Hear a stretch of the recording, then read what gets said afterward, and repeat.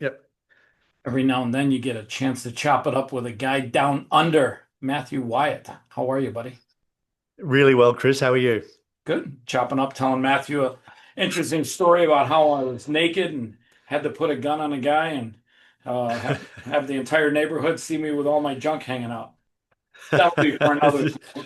We'll tell that I story. think you are you trying to give me some what it's going to look like when I move to the States? Because Yeah. as I said, I'm moving to the States in about 40 days. And where are you go? You're going to be in Princeton, New Jersey, right? Princeton, New Jersey. So I was in New York about 18 months ago. I absolutely fell in love with the place again. Probably because, what you see on TV and also watching Casey Neistat for 10 years. And as I said, every one of those videos looks like a love letter to New York. So we was there walking around. I love this, but of course, sending my kids to school there because my kids have got to finish school and being part of that whole scene, I don't have the $20 million that's required. So we got friends living in Princeton.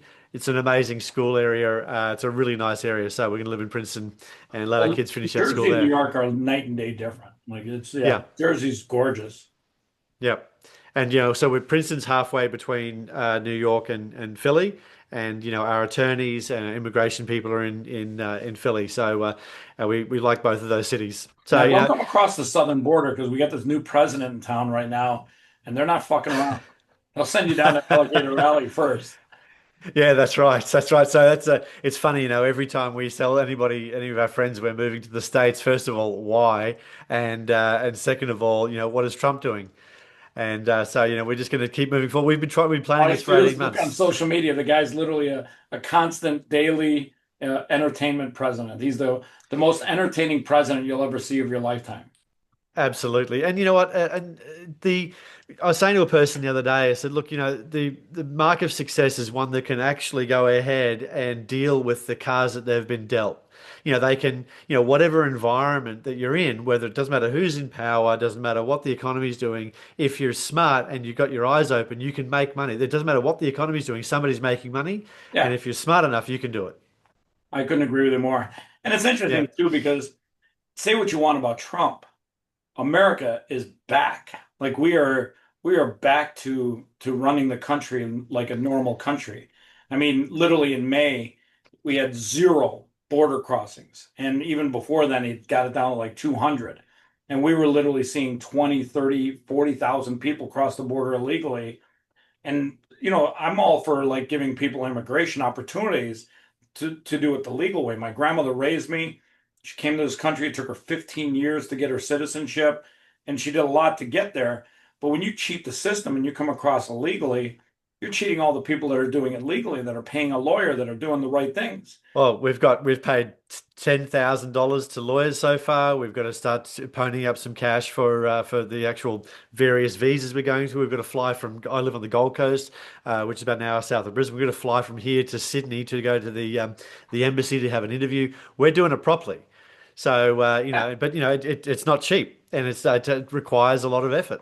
And by the way, let's be honest too. People that cross the border illegally are already criminals. They're breaking one law. Well, when they come here, they probably break other laws, human trafficking, sex trafficking, drug trafficking. And the only reason I tell people this all the time, the only reason they're doing those things, those criminal activities, is because they're here illegally. You can't get a job. You don't have a social security number. So at the end of the day, if you let somebody into your country illegally, you're inviting crime because the only way that they can survive and thrive is through criminal activities.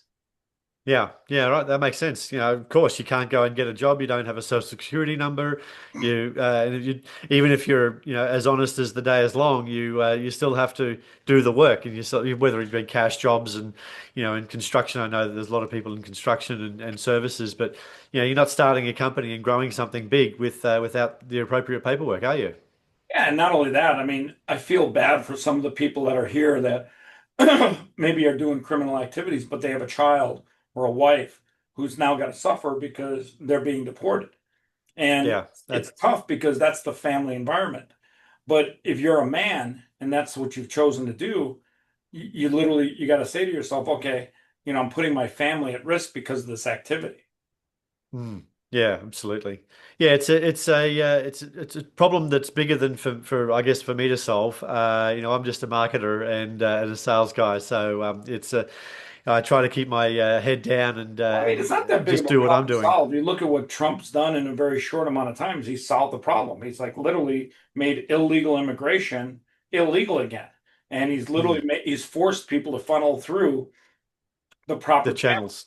channels. Yep. And if you do that, if you make it illegal, you enforce the laws, then yeah, I mean, I can't go to China illegally. They'd shoot me. I can't go to Poland illegally. Exactly. They We won't let and me you might cross. stand out a bit too. Yeah, exactly. I mean, at the end of the day, you can't enter any country on the planet that I'm aware of illegally and thrive there. It just doesn't exist. And somehow, Yep. sad to say, the Democrat Party, they're manipulating these human beings to be fraudulent voters because they want to use them in their fraudulent voting schemes. Yeah.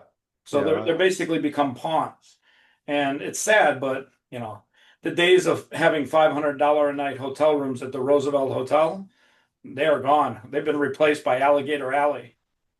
I did see that there was I was as I said I was in New York about 18 months ago and the news came up that they'd basically taken over the Roosevelt Hotel and there was pictures of various amazing American historical events have occurred in Well, the here's the Roosevelt funny thing. Hotel. Here's the funny thing. The Roosevelt Hotel is owned by a very rich Pakistani man.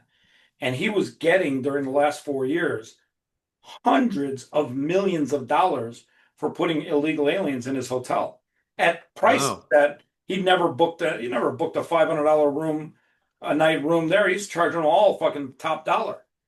I mean, that's right. Okay, so his contract is with the government yeah, and they're paying him getting some top of dollar that. just He was getting some of that government money, that taxpayer money.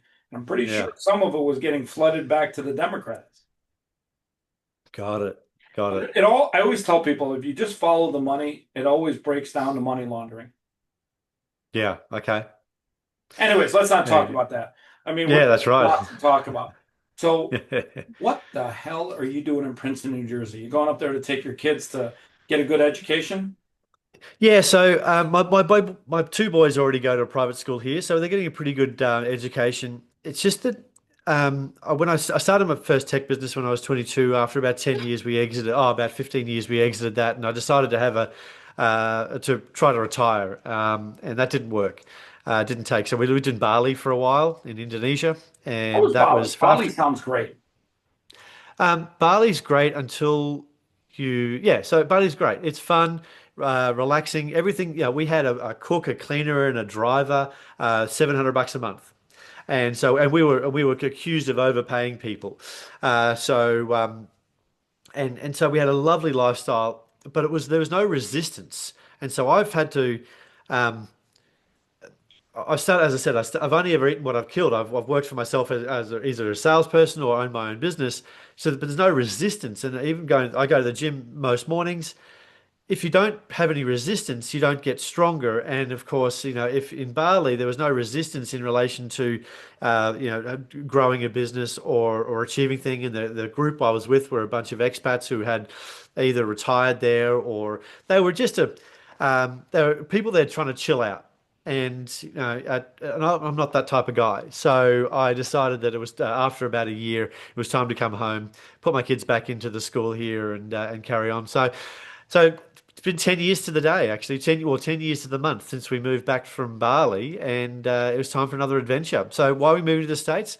Um, Another adventure, there's maybe songs of my youth said, if you can make it here, you can make it anywhere. And I take that as a Shout personal out to challenge. Frankie. So,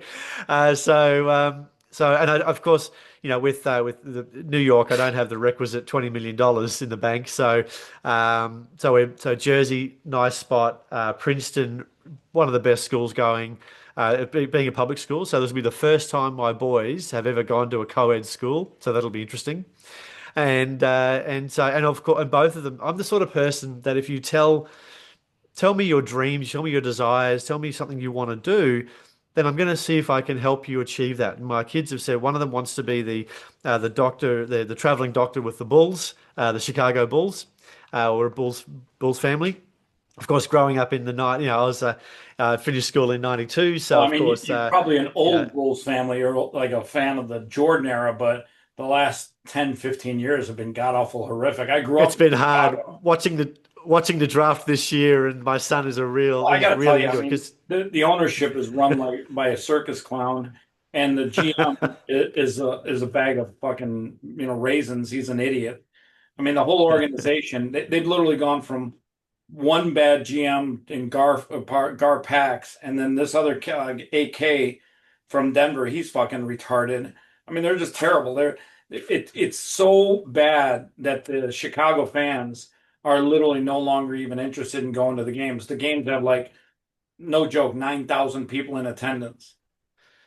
oh, that'll be good. Well, we get to go and then get some cheap tickets, hopefully. Oh, Like we saw them.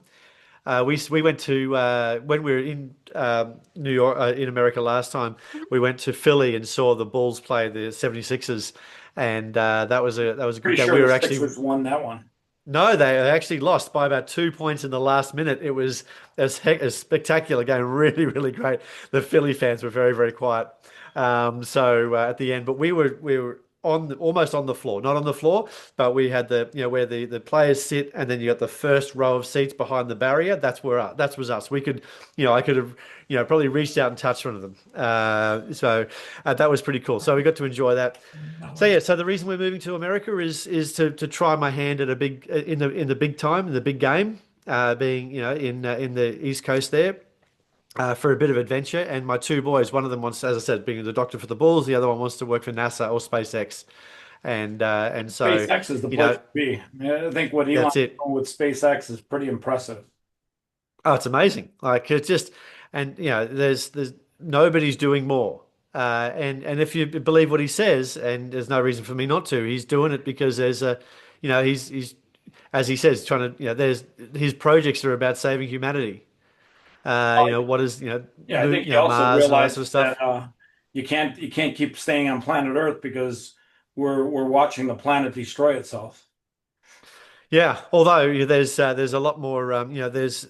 We've made a lot of impact in the last 30 years. Remember CFCs? I mean, you're old enough to remember the whole scare about every can of spray is destroying the ozone layer. Well, the ozone layer is repaired because we've actually stopped using CFCs. We're actually and the ice caps have actually increased this in the last couple of years. So That is true. it's we're turning it around. Well, But the funny thing is we turned around from that, but now we're like streaming planes in the sky to fucking control the weather.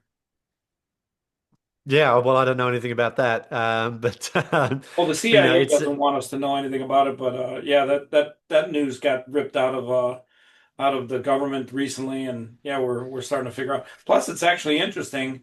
We actually now realize that there are energy rays that are being used by satellites to literally, put heat and energy on the planet Earth. yeah, I've had a lot of exposure to really large corporates and government, and I find that long-term large conspiracies quite hard to believe because I've been involved in some very large projects, and I've seen how poorly they've been executed by groups of humans, Well, there's and also certainly a those conspiracy those theory that the those government's types of things. turning So. small children into Pomeranian dogs. So yeah, so my so the long-term big conspiracies like the moon landing and flat Earth and Well, here's space a and all that sort of question. stuff Here's a question I are have for fun. you. Do you think we really ever landed on the moon? Yeah, How do you I know? mean we can because you can shoot a laser and bounce it off the mirrors we left there, and they did it at the Queensland University. You can prove it. You can shoot So, a laser so at answer the me, and answer me time it this. and to measure the distance. Remember the moon rover, the little four-wheel drive rover that we had up there? Yeah. How did we get it there? Well, there's obviously it was part of the payload. Did you ever see the moon lander? It was barely small enough to have three human beings in it. Remember, that's the thing that actually landed.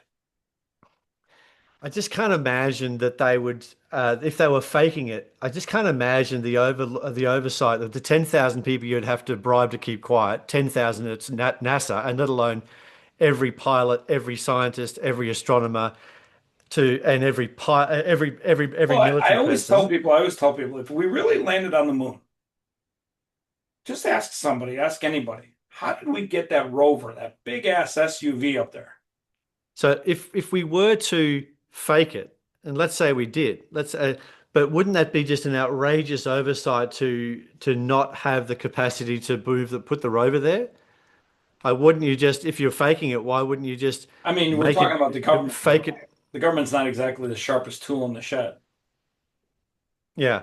Then Well, couple of years ago, the government tried to convince everyone that a common cold was going to wipe out civilization, and we had to buy a test drug.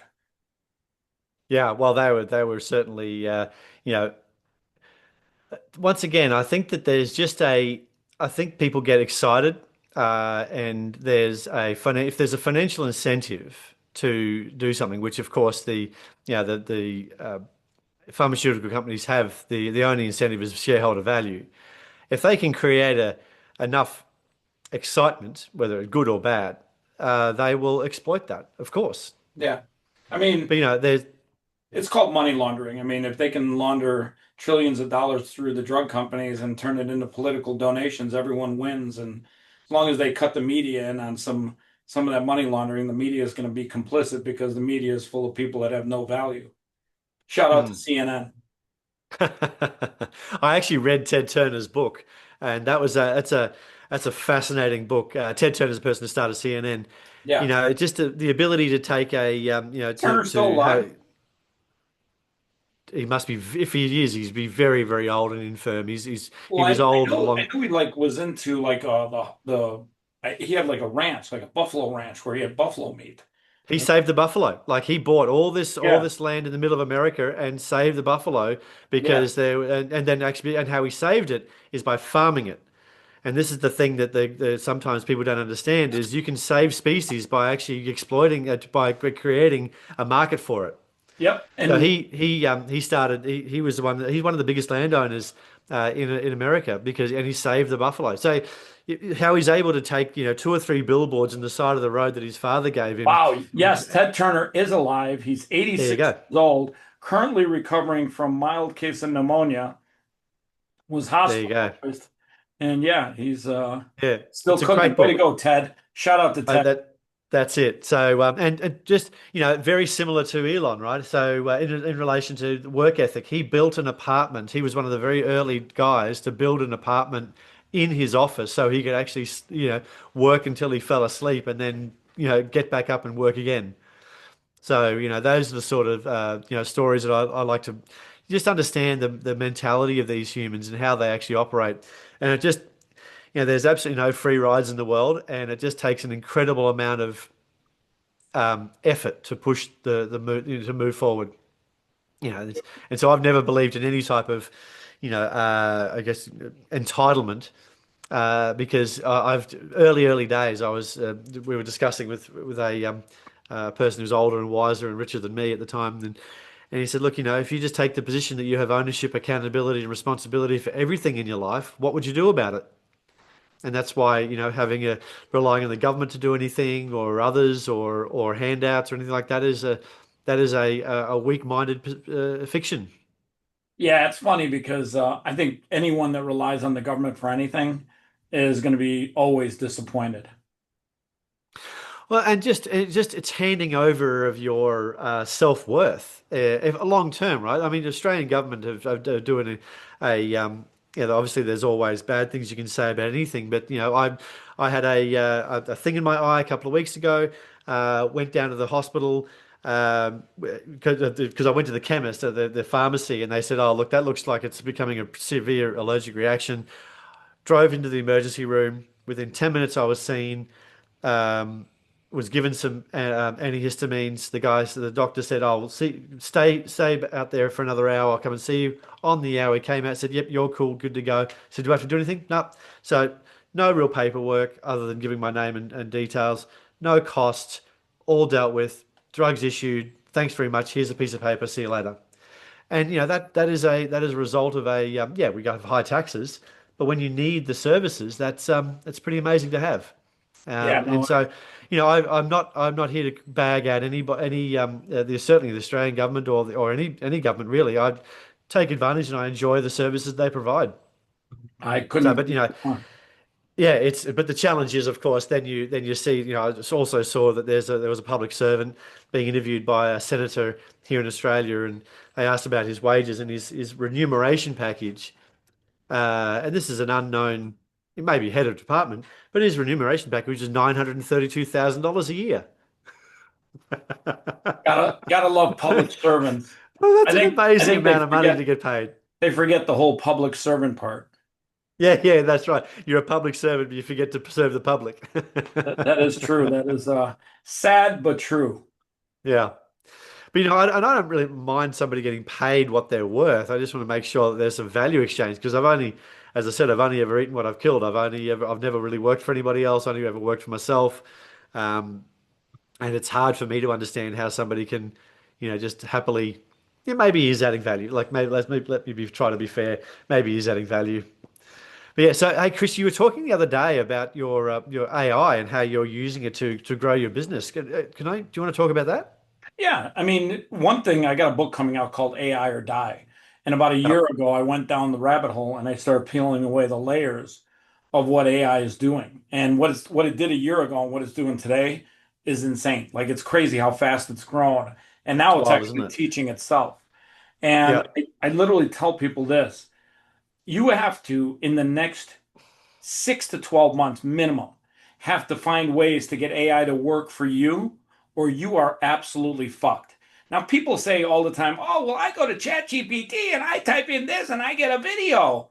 Well, that's not getting AI to work for you. That's just using a prompt. That's asking AI, hey, do this for me. People have to get AI to work for them 24 hours a day. That ultimately leads them to something that's going to generate revenue.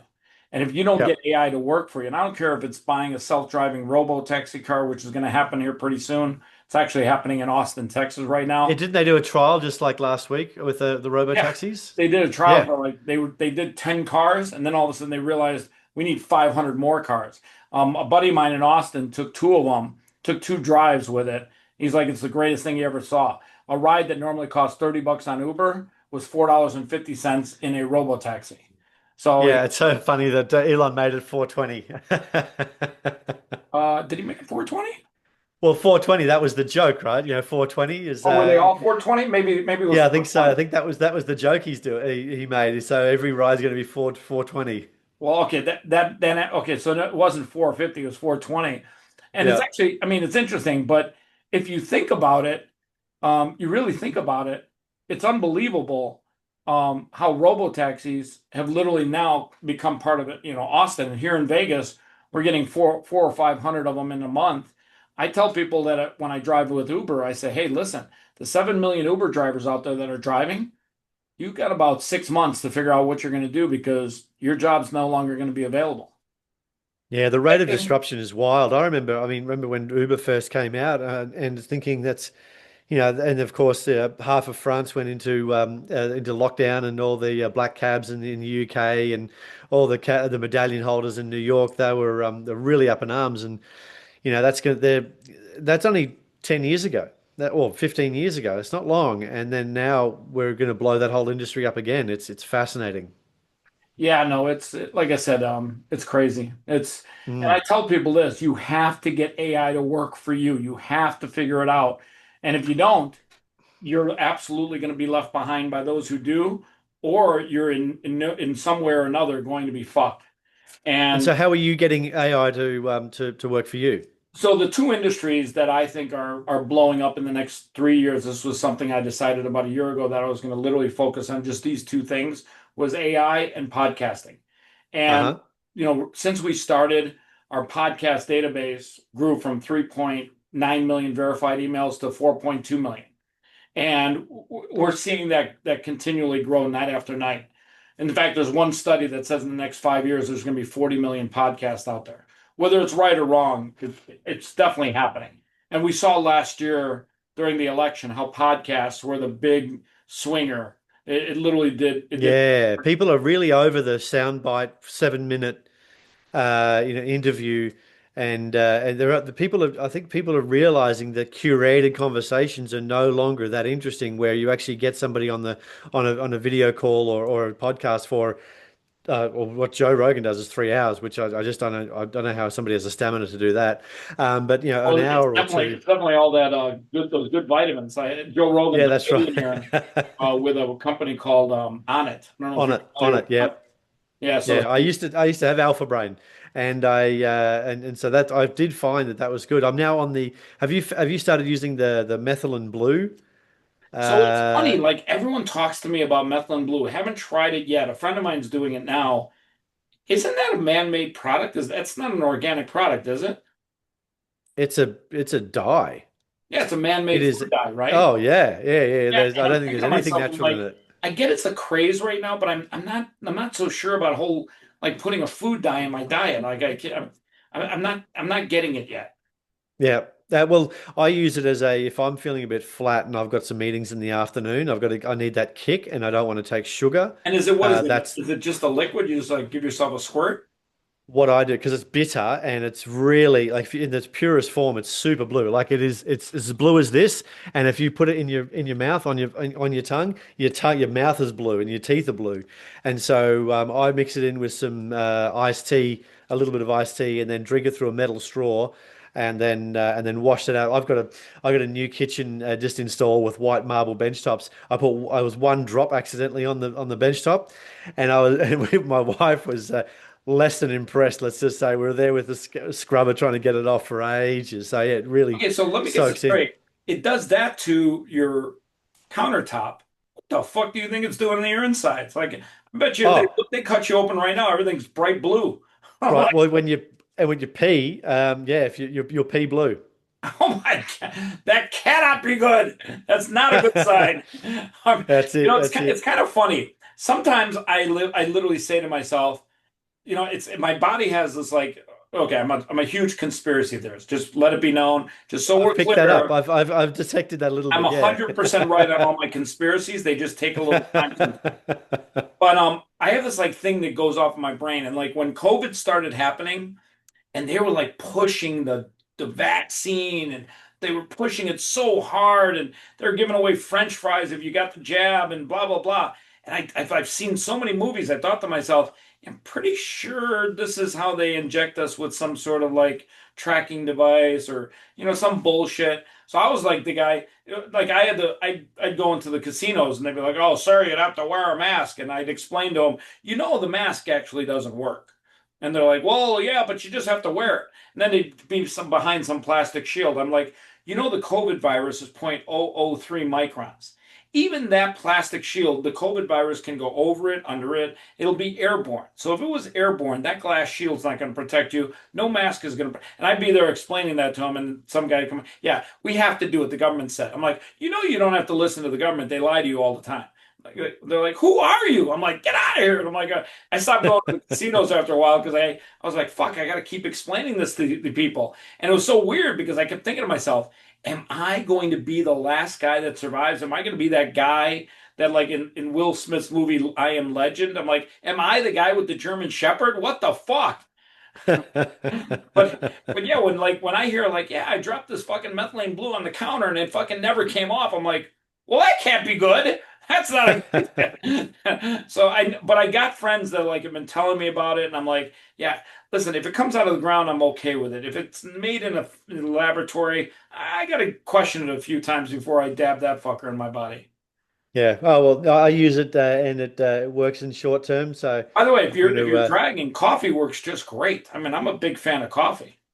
yeah, I don't want to have it after midday though because I need sleep. I think sleep is the is one of It's so the best funny. things I can do. People tell me that, and I think to myself, am I just different because I have a little bit of coffee, like maybe at midday? It doesn't keep me up all night. Now, granted, other Mm. things keep me up all night, and I sit there and work, and I like the peace and quiet of it all. But like, I always think to myself, coffee doesn't work on me like that. And I think everyone like tells themselves that, and I think we're subliminally telling ourselves, "Oh, if I drink this, I'm going to be up forever." I'm like, I get it; it gives you a little kick, and I go to the bathroom shortly thereafter. I will say, coffee's great for that because you got to go to the bathroom, have a cup of coffee. That shit'll send you right there. And by the way, do not drink coffee on a long road trip. Bad idea. But yeah, And no, so when you methylene so just blue is like a big just bringing thing. back to AI, I just was interested in that. So you're using agents to go out there and build the podcast databases. That's what you do. And So is there we, any we other have ways you we use have a it? series of agents. We have like 12 right now. And Uh-huh. we got a 13th one that's going to do Instagram work, which I'll tell you about later. That's coming out in July. Actually, it's fucking July already. It's so crazy. It's July. I How know. crazy It's is that? it's so weird. Like I'm like thinking, Half I, why is everything so happening so quickly? I mean, this whole year, I just realized half the year is gone. I'm like, holy fuck, it's almost 2025 is almost over. And Well, do you want to? Here's a terrifying statistic that we are actually closer to 2050 than we are to 2020 as of right today. I mean, no, we're actually closer to 2050 than we are 2000. 2000, I mean 2000, Yeah, yeah, because 2000. 2020 was only 5 years 2020, yeah, that's right. ago. No, I meant 2000, yeah. I'm like, buddy, that was only 5 years ago. Quit fucking with That's me. 5 years ago. The math, I That's got it, you. no. Yeah. But yeah, Yeah, no, that's I it, heard that 20. today too, and I was like, Yeah. Boy. if you remember what was happening in 2000, people were freaking out about Y2K. By the way, shout out to the government, another fucking scam we fell for. Y2K, everything's gonna go to hell. Y2K. Oh, motherfucker, it's just simple programming. No big deal. I, I remember getting my phone out at just after midnight on in year 2000 click over, and I went to make a call to wish somebody a happy new year, and it didn't work. And like, oh shit, it's happened. But of course, it was just network congestion because everybody makes calls at 1 minute past 12. Mm. Yeah. I was in a restaurant. We at the time I had my tech business, and so we'd rented out the restaurant. We're on a balcony overlooking the water at Surfers Paradise on the Gold Coast, and so we're all looking at the fireworks. It's all that, but the lights were still on, cash register was still working, everything was still running, and I had a tech business at the time, and went, oh, seems okay. No airplanes are falling out of the sky, but yeah, I tried to make a call. I just had a moment of like, ah! It's Yeah, like no, it's funny. all over. The government can really like convince you a lot of bullshit, and Yeah. yeah, it's crazy. I think people have really, over the last couple of years, certainly since COVID, have realized that there are just a bunch of people who really don't know what they're doing, leading a whole bunch of people who don't really know what they're doing. And so at the end of the day, you've just got to have complete personal ownership and responsibility, and that's the only way to operate. Well, I think people have to understand that we grew up as children, and one of the first things that you do as a child, when you learn how to like speak the English language, is you always ask Mm. why? You know, hey, you can't have candy. Why? You can't stay up past 10 o'clock. Why? You know, and why is such a great word. But children these days, they're not like that anymore, or at least they're not like I was. Like I asked why all the time. Like I remember one time my teacher gave me a suspension because I asked the word why, and she finally got frustrated and she said, "Stop asking." And I'm like, "But why should I stop asking? How am I going to learn?" And it's crazy because I think in some inherent way, as human beings, we need to start asking the question why again. Like one of the things that Elon Musk does really better than anybody else is he asks the question why? Why can't we have reusable rockets? Why can't we use chopsticks to catch a rocket back on Earth?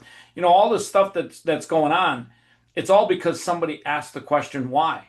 And if we don't Mm. ask the question why, we'll never understand, you know, the answers. And if you literally if the government tells you do this and you don't ask why and you're a robot, well, yeah, the government's now got to, you know, you become cattle and cattle get slaughtered. So I always tell Mm. people, listen, you raise your kid, the best thing you can teach them in life is to just ask the word question why. Just ask why. Yeah. And if you don't Yeah. ask why, you're just cattle. You're going to be brought to slaughter. And that's the Well, problem. We live in a society now where people don't ask why enough. I've definitely trained my kids to I have a 14 and 16-year-old, and so we're all we have a few little rituals in the house. Like we have $5 words, not anymore because they're older, but Wait a minute. when they were What's it kids, called? What's it called? $5 words? $5 word. If that, and so the idea is to expand your vocabulary, and if you can drop in a word that is an unused word or an unusual word into a sentence in a conversation, it's a $5 word, and Shit. we recognize and Tell them rewarded to that. use Bitcoin and Monero today. That's it. There you go. There's a And $5 word. that's it. And then we also had, and I would, they would say something and say, well, why do you, I would ask, why is that? Let's go find that out. And we would go find that out. and we would, research it. And my father used to, there would be a word or there would be something I didn't understand. We had a big, thick Collins dictionary, so because I grew up in the dark ages, and Don't so worry he about it, would buddy. we'd I get was the right dictionary there out, with you. put it on the kitchen table, and we'd go read the explanation of that word. And if there was any word in there that was, because it was a university dictionary, so it was reasonably high level language. And so we'd read that and said, what does that word mean? So then we would actually probably spend, maybe 10, 15 minutes going from word to word to continue to understand the next, explanation and the next explanation. And we only got to the end when we fully understood the first one and all the other explanations along the way. So that was something that we did quite a few times, I remember as a kid. And that's I just, and think that's that's just, good. I mean, it's super important that you teach your kids, to literally question and learn things. And if they don't, they're going to be left behind. yeah. Well, one of them's going to be, one of them is, going to be an engineer, and the other one's going to be a doctor. So you've got to make sure that you're putting in the work constantly. Yeah, I couldn't agree with you more. And that's one thing I Mm, tell people is you got to teach your kids how to ask the question why? yep. Why? And if they ask that Exactly. question enough, they're going to learn. They're going to have knowledge. And Mm, that's important. You have to have knowledge. yeah. Yeah. 100%. And also healthy skepticism, but then I also Well, let your kids very hang much around with of me the. for a weekend. They'll come back with healthy skepticism. Oh, Well, then that's right. So, we've got to make sure that we're putting our energy towards areas. People want to talk to me about various things. They go, well, it's okay for me not to have an opinion about that. I don't need to have an opinion about that. So I don't care. Yeah, there's things I care about deeply, but there's also things I don't care about, and I just don't need to know. I don't need to know that information, or I don't need to have an opinion on that. If it's important to me, I'll find out. I couldn't agree with you more. So, So let's talk so a little bit more about AI since we were talking sure, about that for a please. second ago. Yep. So I literally, what we've done is we've built the largest AI platform to get people booked on podcasts. Now, why is that Uh-huh. important? Because just like we saw last year, we saw that podcasts are literally the most important long format advertising unit you can get out there. If you're going to advertise Sure. your business on Instagram or Facebook or whatever, and you're going to buy an ad, the second somebody sees that ad is the second it disappears forever. The only difference is with a podcast, you don't have seconds to get people's attention and teach them about your personal brand or your product or what you do. You got 30 minutes, hour, 2 hours, 3 hours in Joe Rogan's case. Shout out to Joe, man. I mean, and I always ask myself, what happens if you have to pee, buddy? Like, seriously, if I did a Joe Rogan session and had about like the hour and a half mark, I wanted to keep going, but I'd be like, Joe, I gotta pee, man. Can we take a break? I gotta take a Yeah, pee. they do. If you've listened every now and then, they do. Yeah. Oh, good. Yeah, absolutely. I just get the clips and I always think to myself, Oh, okay. well, did Theo Vaughn not pee for 3 hours? No, so I used to have to drive so I had a client, a really well-paying client. I had a client in Brisbane, which is about an hour away. So of course, an hour up and an hour back, or actually about 2 hour and a half back because of traffic. And yeah, so I'd have that on, and yeah, they'd often go, okay, I got to take a break. Yeah, exactly. I couldn't So agree yeah, more. yeah. So yeah, so AI. So you're doing that, and what other things are you doing with AI? That's it. That we're focusing on Okay. one thing because you can use AI agents to do a variety of things, but if Uh-huh. you really get them laser focused into doing something that literally moves the needle, then yeah, then you can do really well. And that's what Got we've it. done. Is we're booking about 100 podcast interviews a day right now for people, and we'll be at Wow. probably 500 relatively soon. Okay. Very cool. Yeah. Excellent. And so the AI will review the podcast, write an email to the podcaster saying, "Hey, I liked your podcast about growing plants or whatever." And Yeah, exactly. I've got a client so we represent a client who's a great plant grower. So I think it'd be good to have a talk about that. Yeah, so I mean, well, we actually do something a little bit more than that. So what we do, the first thing we do is, for example, last night we transcribed 1.2 million podcasts that were uploaded in the last 24 hours into a text database. We have the largest database of podcast interviews in the world. And what we've done is when you put that on a local machine, you can search those databases You can search that information and get information very quickly. And then we have another Mm, AI agent that looks into all that data and looks for keyword matches of podcasts. We look for podcasts that literally, the plant grower guy, he doesn't want to be on a sports podcast. He wants to be on a mm. podcast that's maybe home improvement, planting, even baking. Like people that are into baking are probably into plants. So he wants to target the right audience. So when he goes and spends that hour, he's talking to the right people. And then we have a third AI agent that is basically a large language machine learning agent where it becomes a digital version of you. We feed them your bio, we feed them so much information about yourself. So it actually becomes a digital version of yourself so that it can write an email to that podcast host pitching you as the next guest. And it knows literally so much about you that it becomes a digital version of you. And then the first thing we do when we write an email is we reference a recent episode for the podcast host to let the podcast know that, hey, we've done our homework on you. We know a little bit about your show. And this is why my guy that grows plants would be great for your show. Got it. And then Yeah, very cool. now here's the crazy thing. If you know anything about marketing, our emails get an open rate of 93%. We Hmm. get a reply rate as high as 36%. That's Wow. insane. Those numbers are insane when it comes to marketing. Because you're talking about them, not yourself. Well, partly we get a large open rate because we reference something recent. So Yeah. we catch there, and plus each email is uniquely written. They're never templated and they're never the same. And at the end of the day, when we do that, people realize that they realize very quickly that it's stroking their ego. When you get a podcast host and you say, "Hey, your recent podcast was great," stroke their ego a little bit, and then say, "Hey, I should be on your next show.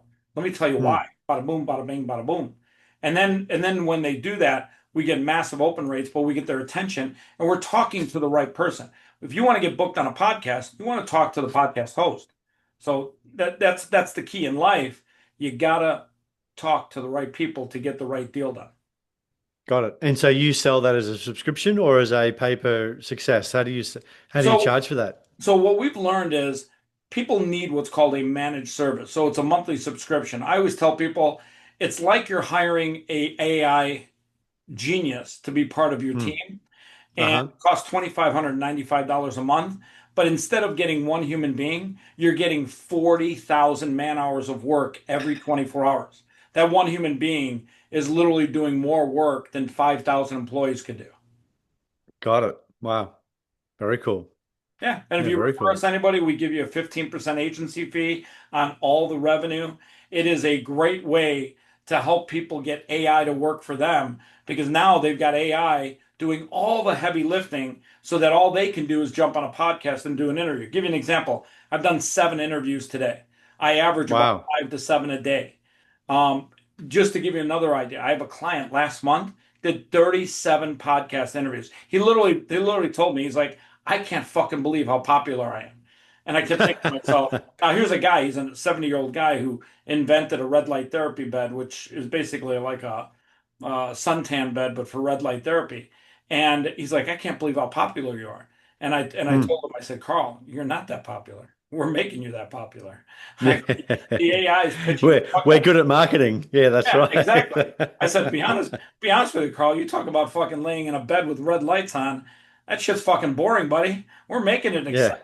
He's like, well, Yeah, I got don't it. care what you're doing. He goes, I'm having more fun than I've ever had. And the funny thing is, when an entrepreneur gets to talk about themselves, like I am right now, something goes on in your brain, like you release some sort of chemical, maybe endorphins or some sort of happy chemical, and you get off that podcast and you're like, fuck yeah, I'm crushing this shit. And Yeah. it's good for the entrepreneur to talk about themselves. But here's the beauty. You did that 1 hour talk, it goes up to YouTube, Spotify, Apple Podcasts, goes to all these locations, and it stays there. And you get people Sure. that listen to you this year, next year, the year after, 5 years later. And literally, it helps build your brand, your sales, your leads, your exposure, your frequency, everything. Very cool. Yeah. Look, that's why I started my podcast. So, I started my podcast a year ago and it's been one of the best things I've ever done. The people that you meet podcasting are literally the best people you could ever imagine. Hmm. They have high centers of influence. They're very knowledgeable, hardworking. Yeah, I think it's the best. And here's the crazy thing. There's more and more and more and more and more people jumping into podcasting every single day. There's a one report I saw that said in the next 5 years there'll be 40 million podcasts. People will have a podcast just like they have a website. Yeah. Yeah.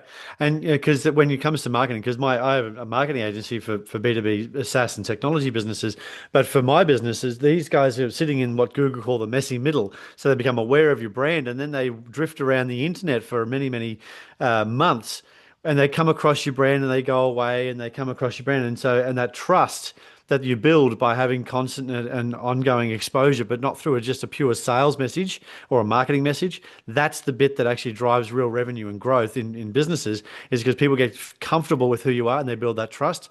And I've said this to a few clients recently is you can build your business only at the speed in which you can build and transfer trust. And if you can build and transfer trust, that's through, obviously podcast exposure, case studies, referrals, all that sort of thing. If you can do those things effectively directed towards your ideal customer profile, then you're going to be able to reap the benefits not just now but also long term, because that stuff, as you said, doesn't go away. Where the Facebook ads we run for clients or the Google ads we run for clients, that click is bought and paid for and over. So you've got to be able to figure out a way to collect that data and then use it long term. And that's really the key there. So I'm a big fan of podcasts. I'm actually recommending many of my clients get into that space. Well, if you're a big fan of podcasts, what you really need to do is if somebody's going to start a podcast, the way that they can cross-pollinate people to learn about their podcast is by being interviewed on other podcasts. And I tell people that all the time. You got to That's get in. exactly what I'm doing. Yeah. And Yeah. that's and I think the beauty of what we do is nobody wants to listen to a million podcasts, which is what our AI does. Nobody wants to search them by keywords. No one wants to write 30 emails a day to get booked on a podcast. What they want to do is they want all that shit to be done by somebody else. They just want to do the interview. And that's what we Yep. do is we do all the heavy lifting using AI. Yeah. Totally. Hey, look, Chris, I've got to get going. I've got meetings. This is early morning for me, so I've got to keep moving. Awesome, man. Let's talk soon. Hey, Let's keep thanks chopping very it much for up. having. Safe travels. I think what you're doing is great. You're gonna love Princeton. Yeah. Let's chop it up soon. Cool, man. Thanks very